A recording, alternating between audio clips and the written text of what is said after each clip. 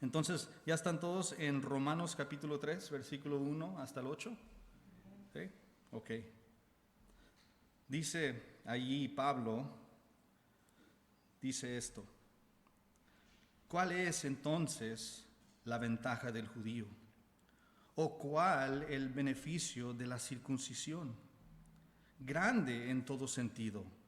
En primer lugar, porque a ellos, hablando de los judíos, dice, a ellos les han sido confiados los oráculos de Dios. Entonces, ¿qué? Si algunos fueron infieles, ¿acaso su infidelidad anulará la fidelidad de Dios? De ningún modo. Antes bien, sea hallado Dios veraz, aunque todo hombre sea hallado mentiroso, como está escrito, para que seas justificado en tus palabras y venzas cuando seas juzgado. Pero si nuestra injusticia hace resaltar la justicia de Dios, ¿qué diremos? ¿Acaso es injusto el Dios que expresa su ira? Hablo en términos humanos. De ningún modo, pues de otra manera, ¿cómo juzgaría Dios al mundo? Pero si por mi mentira la verdad de Dios abundó para su gloria, ¿por qué también soy yo aún juzgado como pecador? ¿Y por qué no decir, como se nos calumnia y como algunos afirman que nosotros decimos, hagamos el mal para que venga el bien? La condenación de los tales es justa. Vamos a orar. Bendito Padre, te doy gracias por tu palabra. Te doy gracias que tú has inspirado al apóstol Pablo para dictar estas palabras a Tercio, y que Tercio las esté grabando, tanto para el beneficio de tu iglesia en el primer siglo, los hermanos en Roma y sus alrededores, y que te doy gracias que tú has preservado esta palabra hasta hoy. Tú, por medio de tu Espíritu, has cuidado tu palabra y tus oráculos, tus promesas, para que sean de beneficio para nosotros hoy, en este día. Así que te doy gracias, Padre. Ilumina nuestro entendimiento por medio de tu Espíritu para comprender lo que estamos estudiando, ya que es una sección un poco complicada.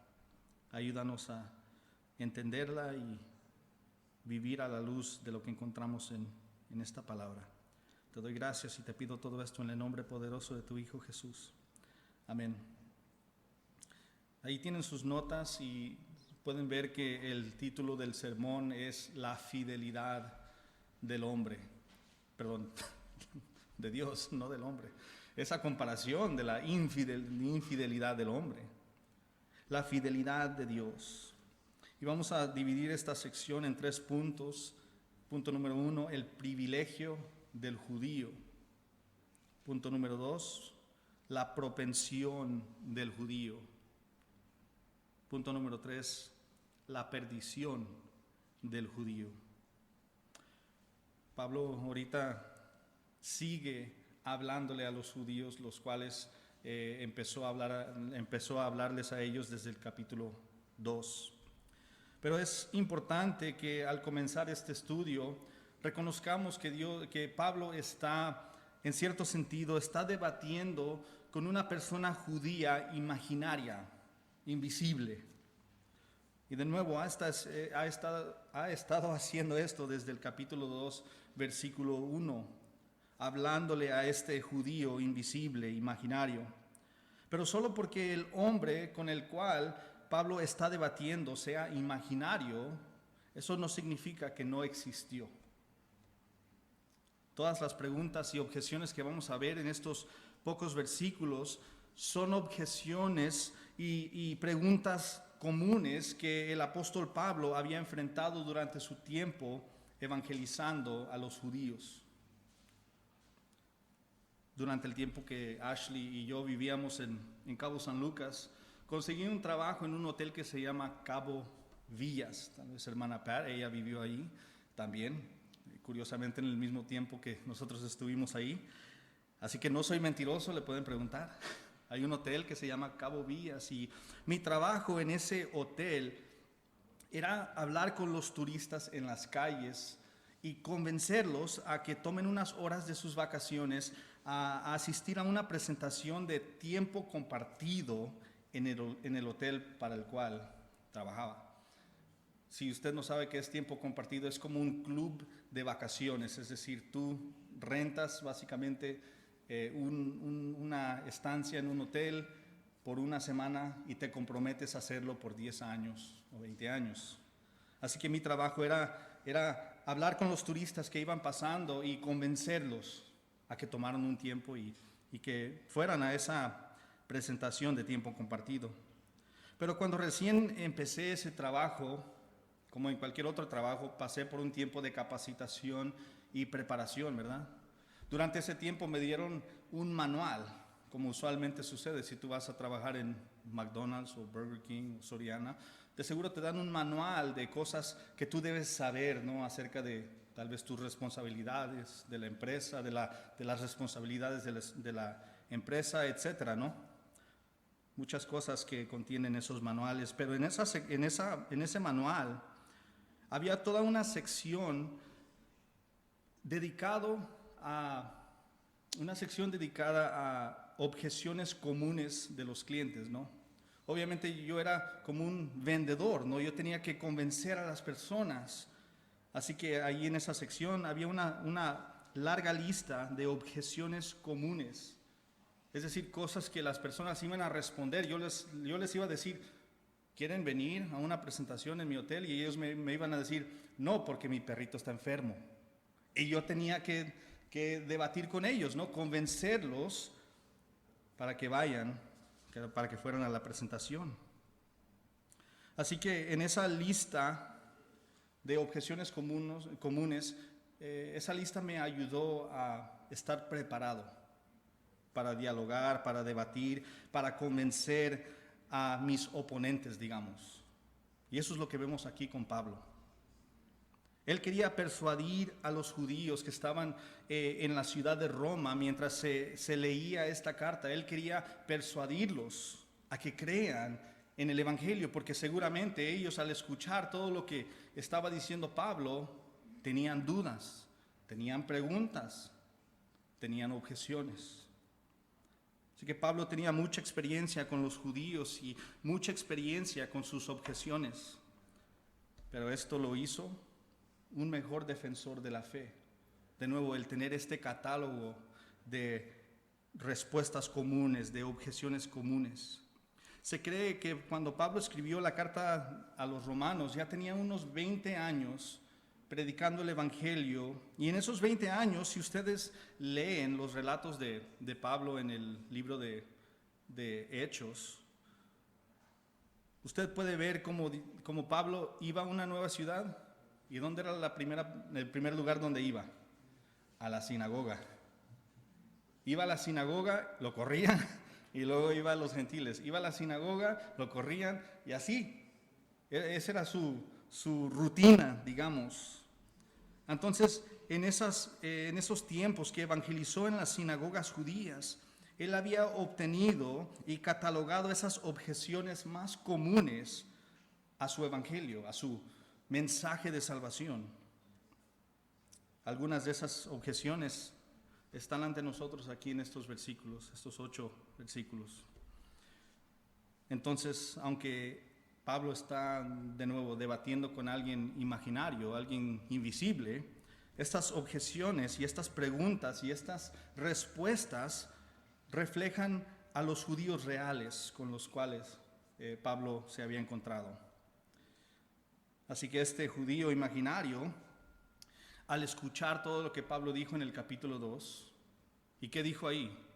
Dijo básicamente que sus estándares morales no los pueden salvar, que la ley de Moisés no los puede salvar, que su linaje no los puede salvar, y que sus ceremonias, sus rituales, como la circuncisión, eso tampoco los puede salvar. Entonces este judío imaginario, en frustración, tira sus manos en el aire y dice, ¿cuál es entonces la ventaja del judío, Pablo? ¿Qué beneficio hay en la circuncisión, Pablo? Entonces, ¿todo es basura o qué? Él estaba escuchando que Pablo estaba diciendo que tanto el judío como el gentil merecían justamente la misma condenación y el judío simplemente no podía captar esa realidad. Él no entendía cómo Dios ahora, según el Evangelio de Pablo, estaba ofreciendo libremente la salvación tanto a los judíos que se arrepentían de sus pecados y confiaban en Cristo, así como a los gentiles que hacían lo mismo.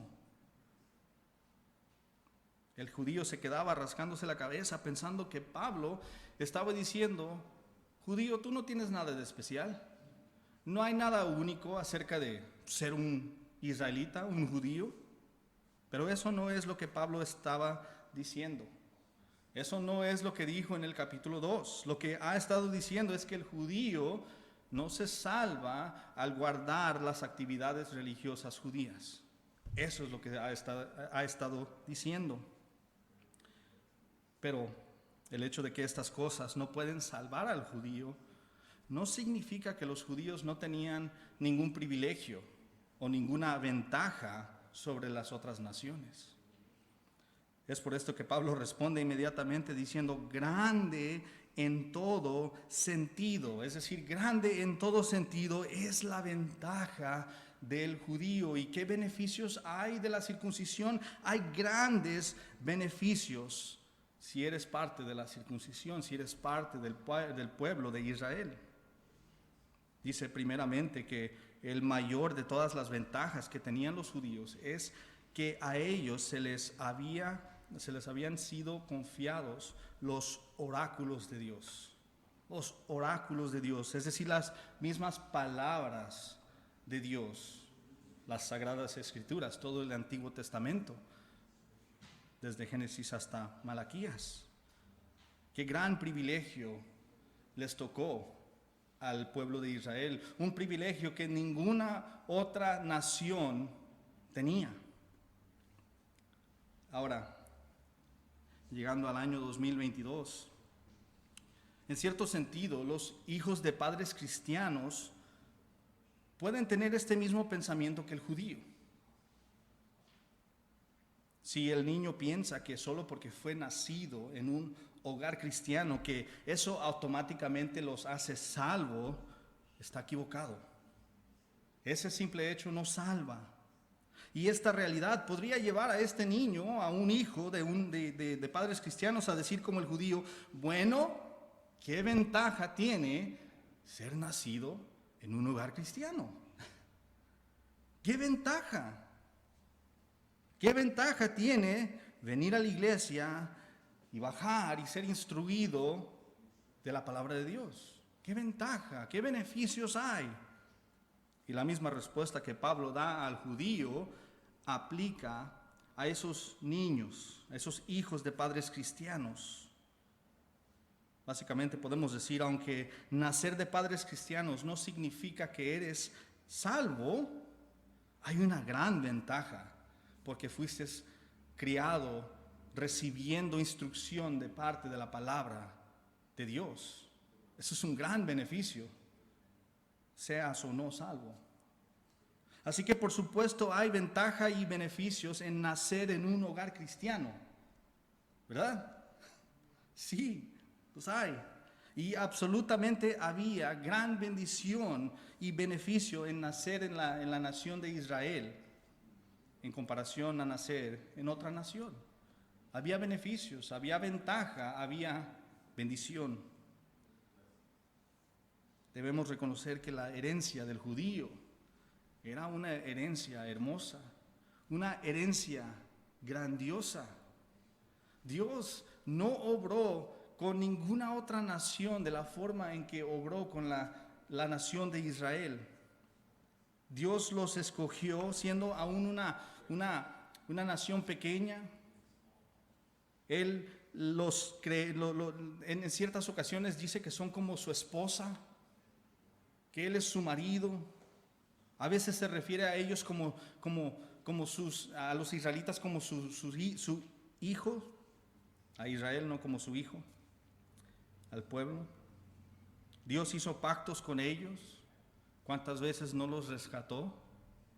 Los alimentó, proveyó por todas sus necesidades, los protegió, les envió los profetas para proclamarles los oráculos de Dios, las palabras de Dios, la voluntad de Dios. Dios, Jehová era su Dios y ellos eran el pueblo especial, el pueblo escogido de Dios. ¿Qué otra nación puede decir lo mismo? Ninguna. Así que había un gran privilegio en ser un judío. Y eso es lo que estamos viendo aquí. Lo que Pablo les quiere decir: oye, sí hay beneficios. No eres salvo porque naciste en Israel. Más adelante nos dice que no todo Israel es Israel. ¿A qué te refieres, Pablo? A que no todos los que nacen en la nación de Israel serán salvos. Pero de todos modos había ventaja, había privilegio, pero el privilegio conlleva una mayor responsabilidad. La ventaja siempre exige un mayor compromiso y resulta en una mayor culpabilidad, una mayor condenación, como vimos hace unas semanas acerca de los maestros. El maestro que tiene más conocimiento al abrir su boca, como lo estoy haciendo ahorita, merece una mayor condenación porque es más responsable, se le fue encomendado más. Pero para darles un poquito más de un ejemplo que va a ayudarnos a entender esto, déjame les pregunto: ¿quién debería ser juzgado con mayor severidad? ¿Un estafador común y corriente, X persona, alguien de la calle? ¿O un policía que extorsiona a las personas? ¿Quién merece ser juzgado con mayor severidad? El policía. El policía. ¿Por qué? Porque cuanto más se le confíe a una persona, más responsable es. Y este fue el caso con los judíos. A ellos se les dio el privilegio de poseer los oráculos de Dios y se les fue dada la responsabilidad de obedecer esos oráculos. Lo interesante es que si leemos en la Biblia, llegó el punto donde las escrituras, la palabra de Dios, los oráculos de Dios, se habían perdido. No había ni una copia, había una por ahí, la encontraron, gracias a Dios. Pero así habían descuidado la palabra de Dios los israelitas.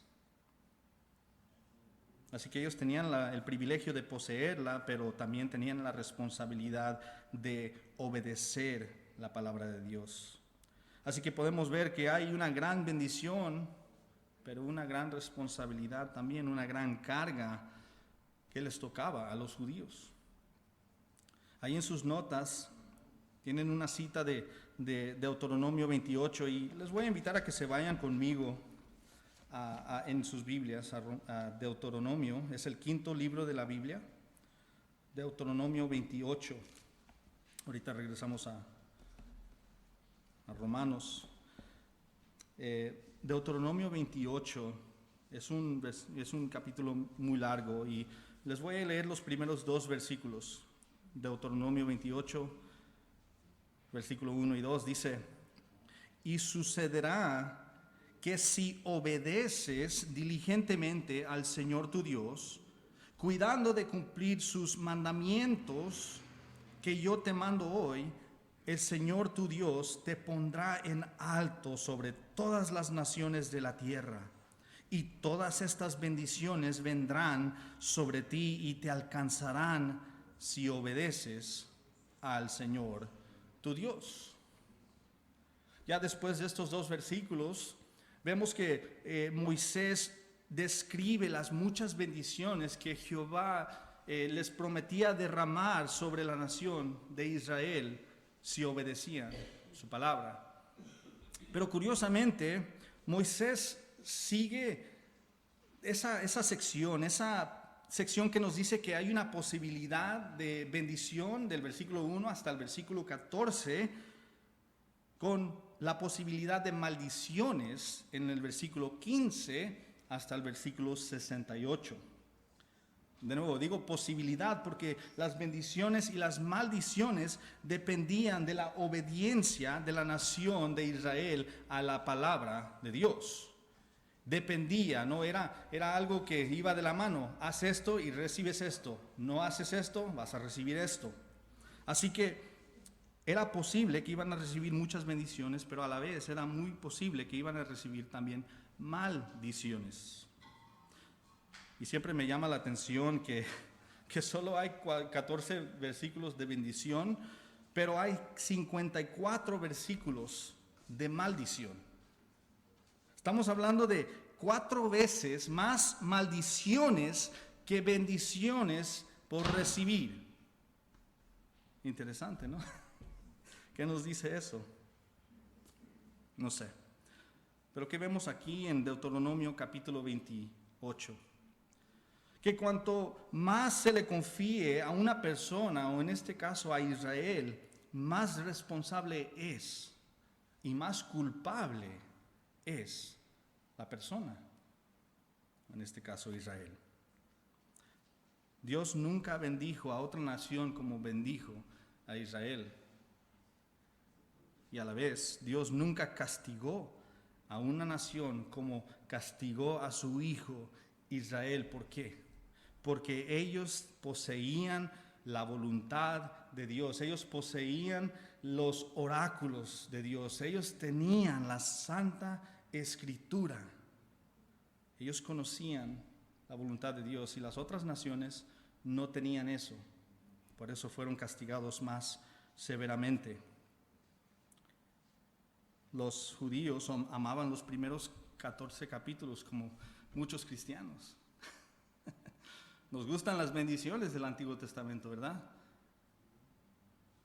Ellos, los judíos, reclamaban con entusiasmo las promesas de prosperidad que se encuentran en esos primeros versículos, pero lamentablemente ignoraban el resto del capítulo, esas advertencias y ese castigo que les iba a tocar, lo ignoraban. La historia del pueblo de Israel es una historia triste. Digo triste para ellos, no triste para Dios. Triste para ellos porque era una historia de constante rebelión.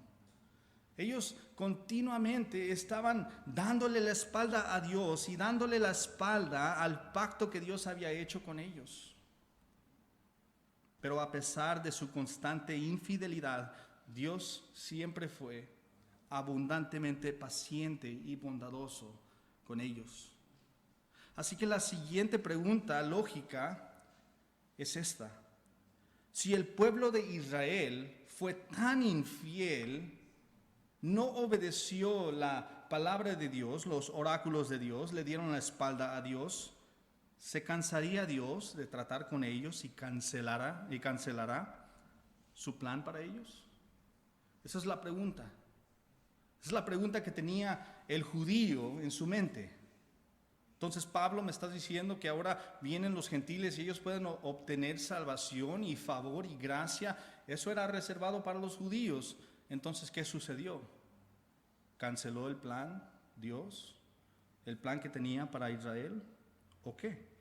Punto número 2, la propensión del judío. Y si usted no sabe qué es propensión, es cuando alguien tiene una inclinación, ¿no? Es dado, ¿no? Yo soy dado a tartamudear acá arriba. Es natural para mí, ¿no? Es una inclinación natural. La propensión del judío se encuentra en versículos 3 y 4 y realmente es la propensión del judío y de todo ser humano. Dice aquí el versículo 3, entonces ¿qué? Si algunos fueron infieles, ¿acaso su infidelidad anulará la fidelidad de Dios? De ningún modo. Antes bien, sea hallado Dios veraz, aunque todo hombre sea hallado mentiroso. Como está escrito, para que seas justificado en tus palabras y venzas cuando seas juzgado. En el versículo 3 vemos que ahí contiene otro argumento de este oponente imaginario de Pablo.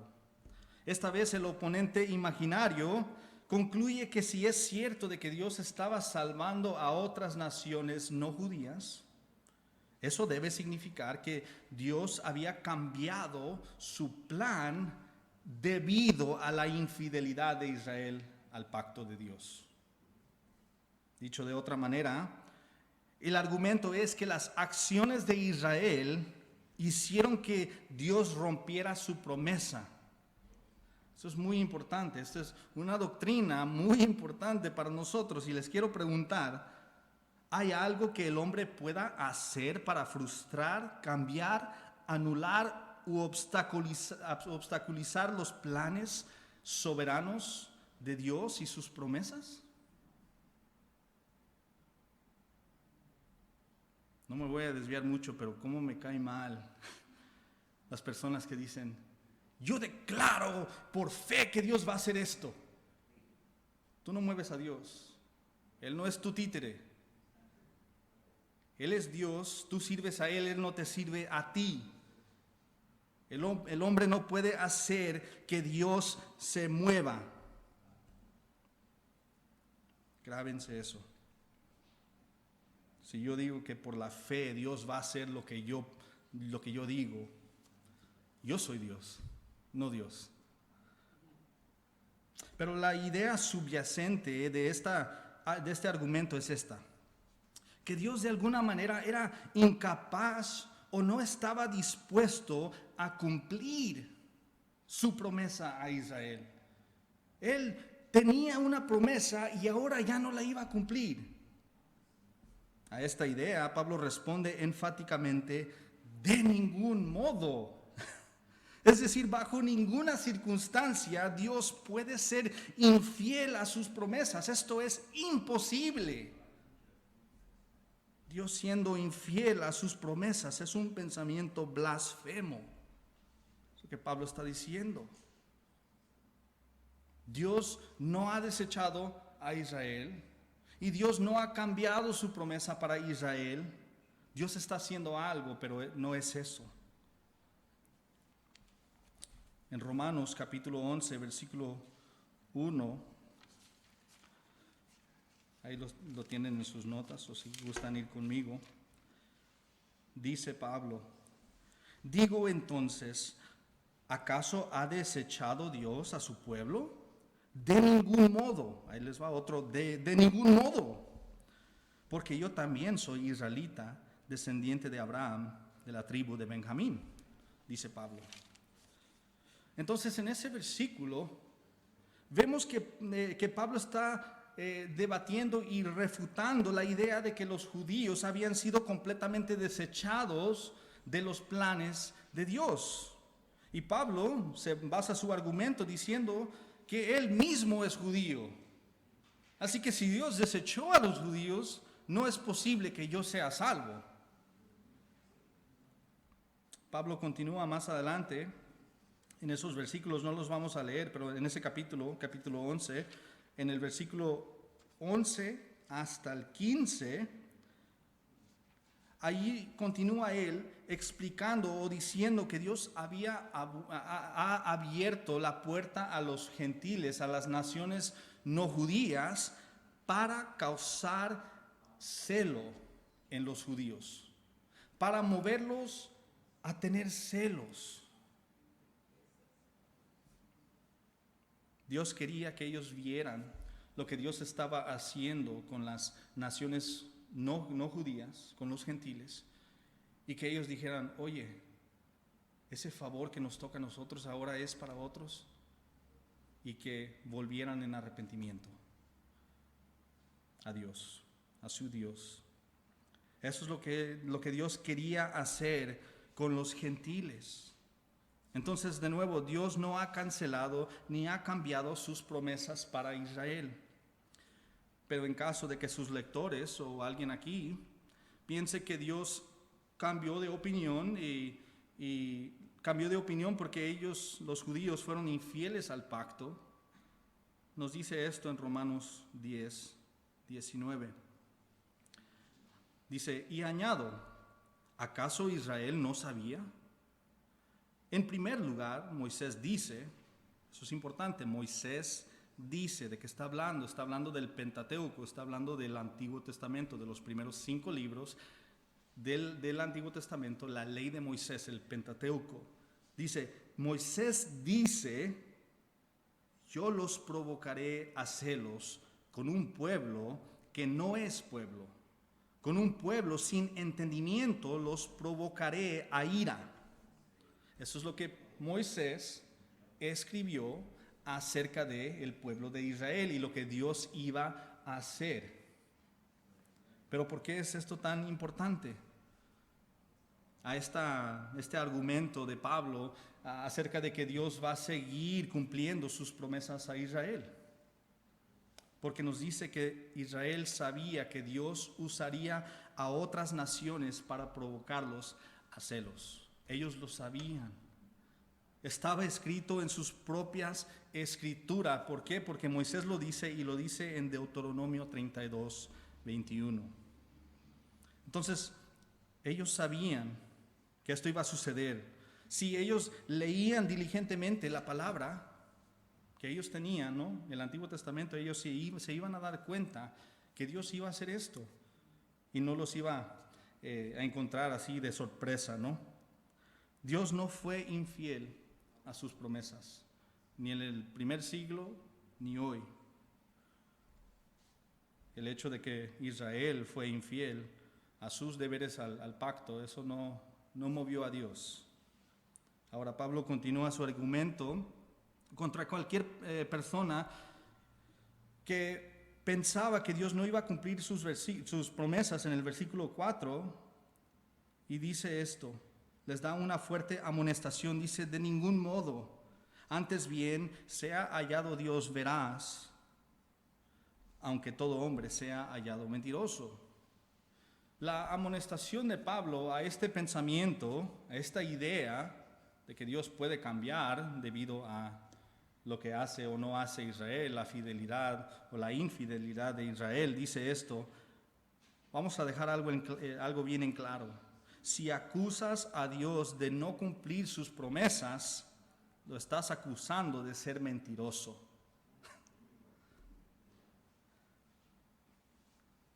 La propensión del hombre es ser mentiroso. Aquí nos dice la palabra de Dios, pero Dios no es mentiroso. Ahora, un principio muy básico como aplicación para nosotros en estos 2 versículos 3 y 4 es este. Si alguna vez somos tentados a pensar que Dios se ha equivocado, podemos estar seguros de que somos nosotros los que estamos equivocados.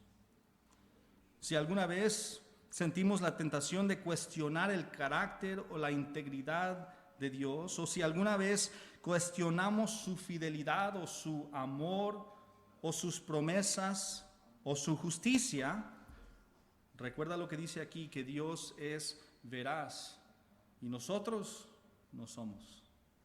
Dios es infalible, es decir, Él no falla, nosotros fallamos. Él es perfecto, nosotros somos imperfectos. Él es infinito, nosotros somos finitos. Dios por naturaleza es bueno y yo, Daniel Orozco, por naturaleza no soy bueno.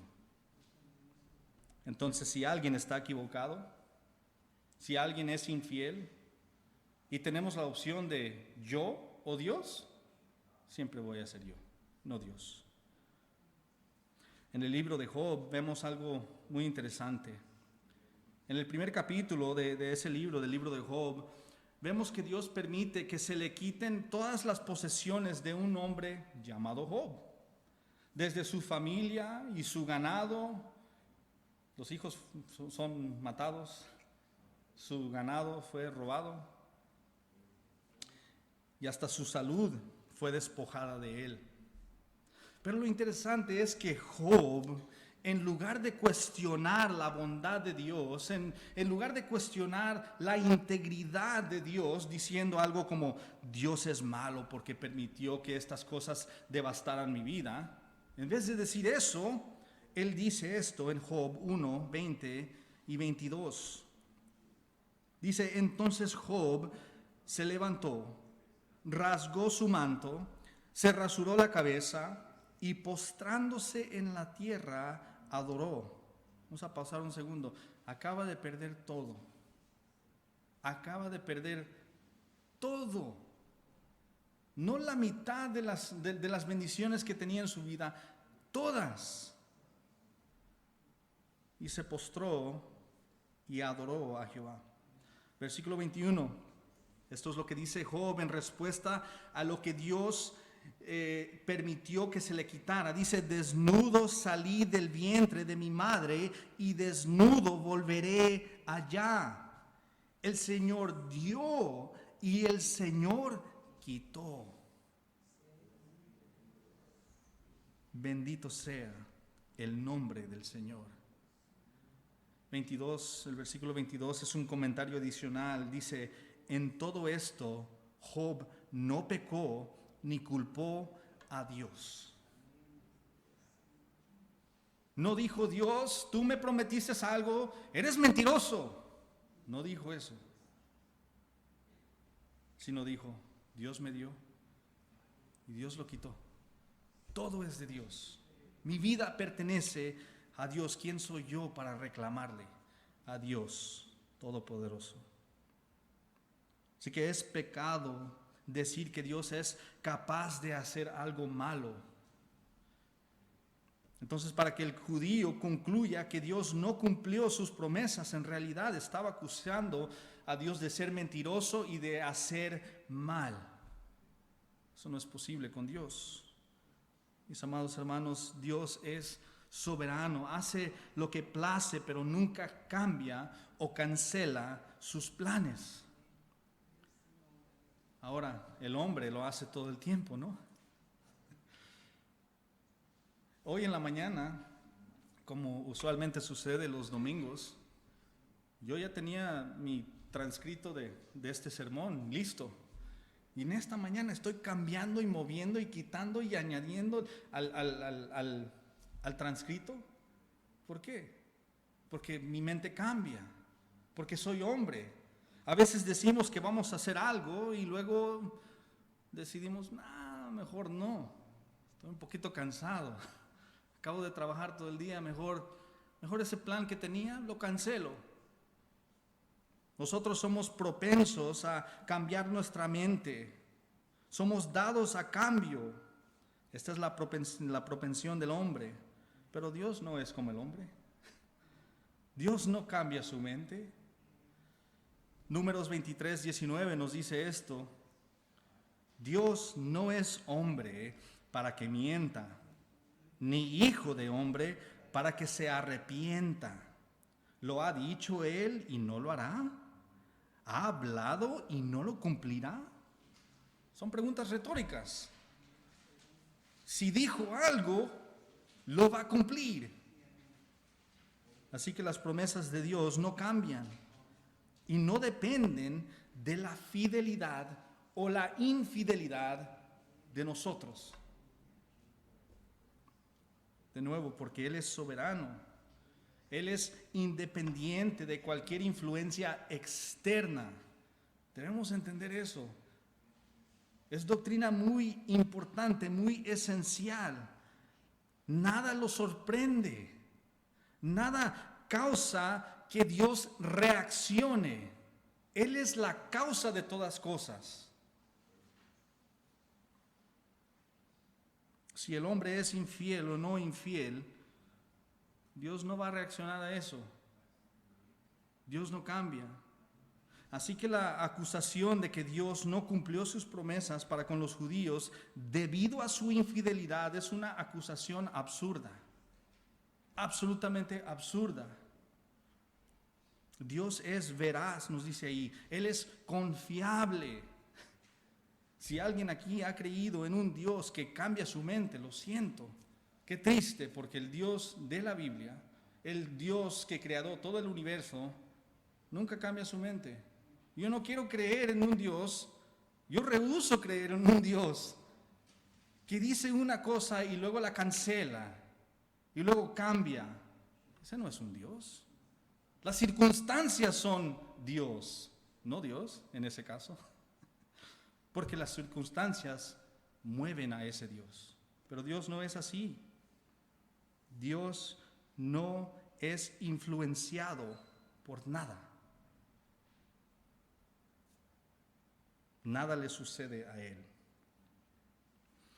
Es fascinante leer que estos judíos que Pablo evangelizaba estaban más dispuestos a culpar y acusar a Dios de hacer mal antes de estar dispuestos a arrepentirse y creer en el evangelio de Pablo. Pero este acto de buscar siempre a quién culpar es algo que está realmente grabado en el ADN del hombre desde el principio. No sé si ustedes recuerdan cuando Dios interrogó a Adán y a Eva por su pecado. ¿Qué respondió Eva? Ahí lo tienen en sus notas en Génesis 3:13. Ella dice: la serpiente me engañó y yo comí. ¿Ok?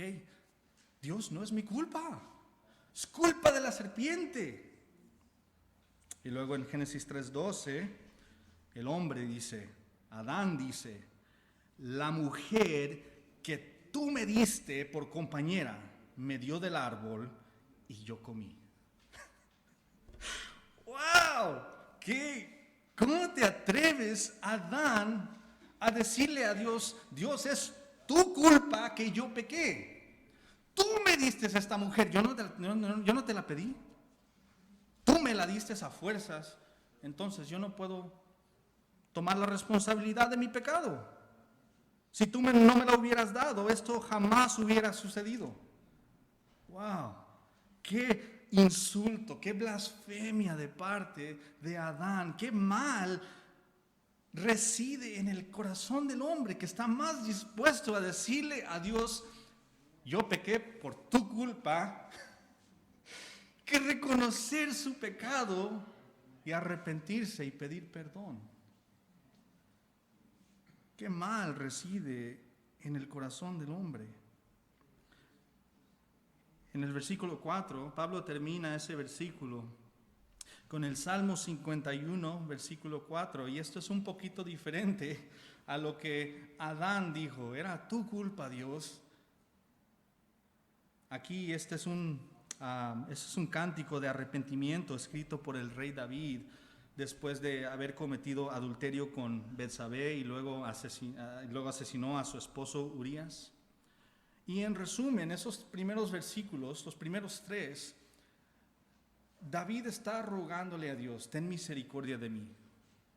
Él reconoce que ha pecado, que es su culpa, que él ha ofendido a Jehová. Y luego en el versículo 4, David reconoce algo muy importante y algo que los judíos necesitaban aprender y reconocer, y que nosotros también: que lo que Dios decida hacer con él, con David, es justo y bueno. Ya sea que Dios lo ejecute, si le quita la vida, Dios es justo y bueno. Si lo mata, es justo y bueno. Pero a la vez, si decide extenderle misericordia, Dios sigue siendo bueno y justo. Tal vez alguien dice: pues eso no es justicia, él merecía la muerte. ¿Quién tomó esa muerte por el ser humano? Cristo. Se pagó, se hizo justicia, no con David, pero con el que David, en el cual David confiaba, en ese Mesías, en ese Cristo venidero. Así que ya sea que Dios decida castigar o extender misericordia, David sabía que nadie tiene derecho a cuestionar a Dios por lo que decida hacer con David, ya sea castigo o misericordia. ¿Por qué reconoció esto David? Porque Él es Dios, porque Él es veraz, porque Él es justo, sus acciones son buenas. ¿Y quién es hombre para cuestionar a Dios? Eso no podemos hacerlo. Por lo tanto, Pablo usa este salmo para defender la integridad y el carácter de Dios, al decir básicamente, ustedes judíos no tienen el derecho a juzgar a Dios por lo que Él decida hacer con los gentiles. Esta era la propensión del hombre. El hombre y el judío es propenso a ignorar su culpabilidad, a preferir decir que Dios es malo y Él es mentiroso y Él se ha equivocado antes de estar dispuesto a humillarse. Esta es nuestra disposición natural. Nuestra inclinación es esa. Preferimos no humillarnos, sobre todo.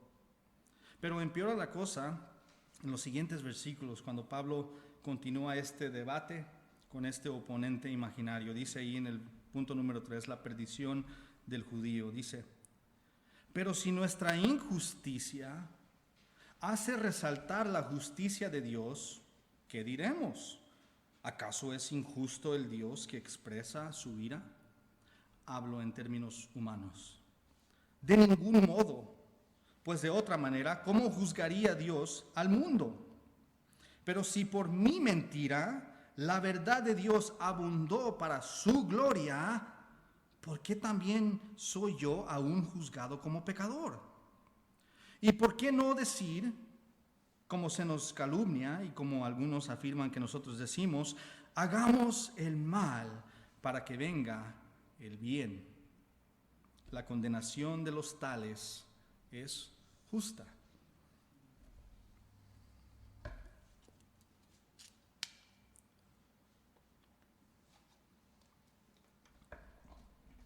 Esta objeción que vemos en el versículo 5 es la misma objeción expresada de forma ligeramente diferente en el versículo 7. Voy a leerles algo y lo parafraseé, lo hice más corto. Algo que escribió Henry Ironside que explica la lógica de estos versículos. ¿Por qué lo voy a parafrasear? Porque él habla en inglés muy antiguo y era más fácil ponerlo en lenguaje según San Daniel. ¿Okay? Así que dice Henry Ironside acerca de estos versículos. Empieza con una pregunta, dice, ¿el pecado del hombre prepara el camino para que Dios muestre su justicia?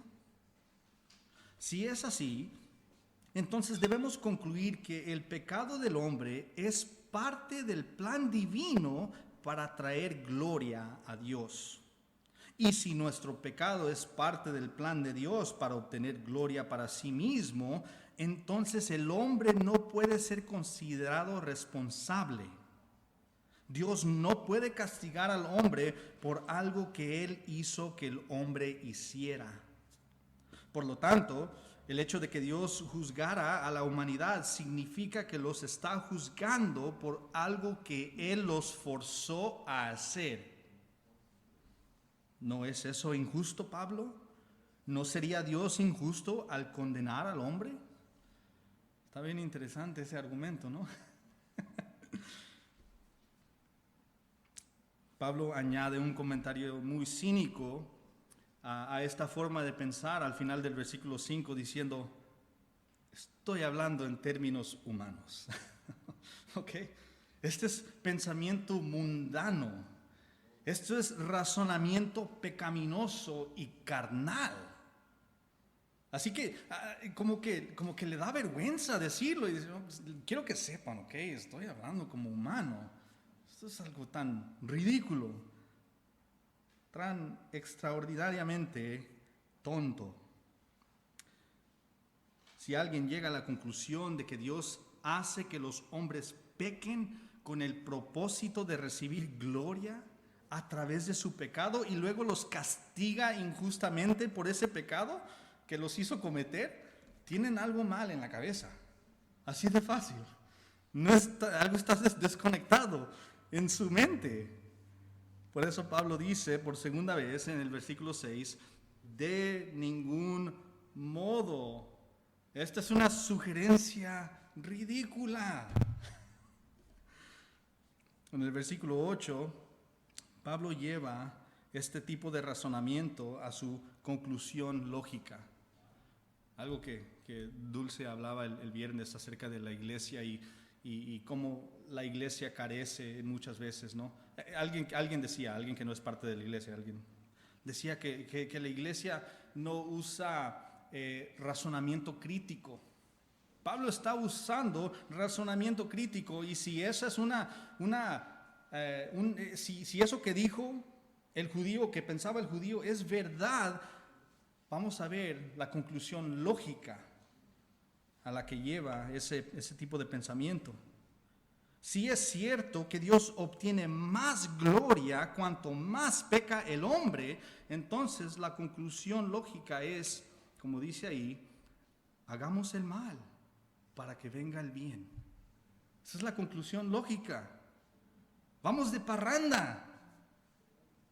Vamos a buscar nuevas formas creativas para pecar.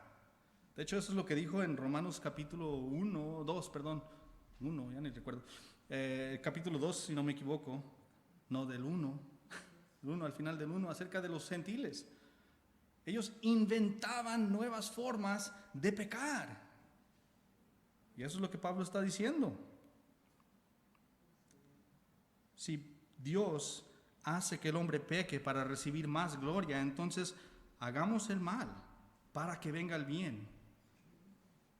En otras palabras, pequemos para la gloria de Dios. Pero, ¿por qué alguien pensaría que Pablo está predicando una idea tan extraña, tan absurda?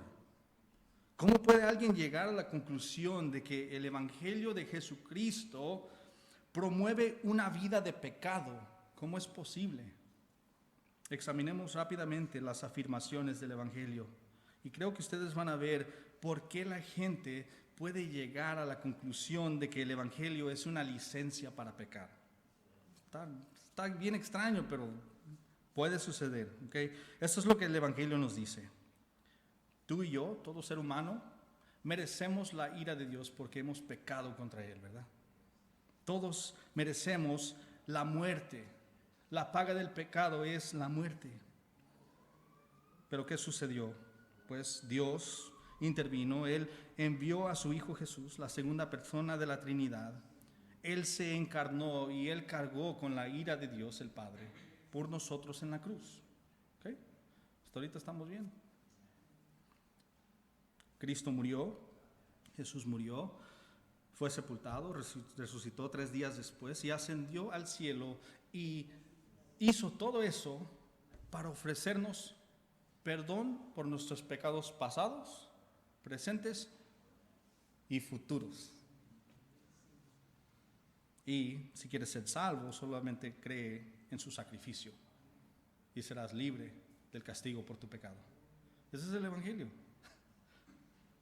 Pero hay personas que solo escuchan, oh, entonces Dios ya me perdonó por ese pecado que voy a ir a cometer. Qué interesante. Entonces soy libre de pecar todo lo que quiera. ¿Por qué? Porque según ese evangelista, según Pablo, Cristo ya pagó por mi pecado. Para ustedes que les gustan palabras grandes teológicas, esto se llama antinomianismo. Antinomianismo, que significa que no hay leyes, podemos hacer lo que uno quiera. Estoy bajo la gracia, tú no me puedes decir que no peque, ¿verdad? Eso es antinomianismo. Si alguien piensa que el Evangelio es un permiso para pecar, déjame preguntarles, si un hombre le es infiel a su esposa o una esposa a su esposo, el esposo le ruega a su esposa diciéndole, mi amor, lo siento, no lo vuelvo a hacer, me arrepiento, perdóname por favor. Y ella lo perdona. ¿Acaso esa mujer le acaba de dar a él un permiso para seguir siendo infiel a ella? No, obviamente no.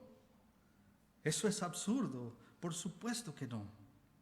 El hecho de que el hombre haya recibido la gracia, la misericordia y el perdón por su pecado a su esposa, si es un arrepentimiento genuino, lo hará un hombre más fiel, no menos fiel.